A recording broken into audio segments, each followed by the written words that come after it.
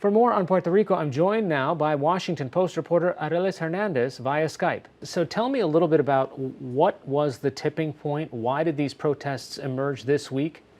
So Puerto Rico has been going through quite a bit of drama historically in the last several years, not the least of which having to do 2 years ago with Hurricane Maria. So there's been a lot of suffering accumulated. But what really sort of tipped the scales for folks was a series of leaked chats that came through the local investigative journalism outfit here in Puerto Rico, in which several jokes were made between the governor, Ricardo Rossello, and members of his inner circle, which include lobbyists and friends and government officials, joking about various things, among them the cadavers, the people who had died during Hurricane Maria and the bodies sort of piling up in the morgues. They made a joke about that, and that in and of itself is what set people off. And this was right on the heels of an FBI investigation where there were allegations against some of his, members of the inner circle?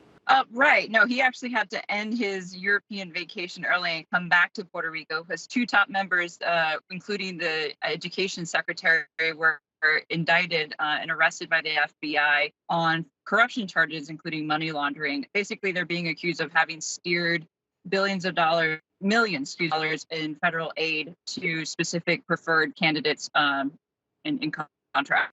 You mentioned Hurricane Maria, and you have been reporting on this ever since the storm, but you just were out there reporting over this past week, and you were talking to people who didn't have power or water for months.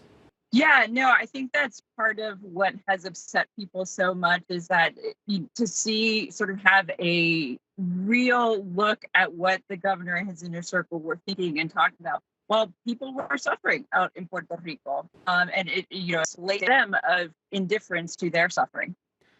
Tell me a little bit about what sort of support now that the governor still has, because here in the mainland we're seeing lots of Democratic presidential candidates and other members of the party distancing themselves from him.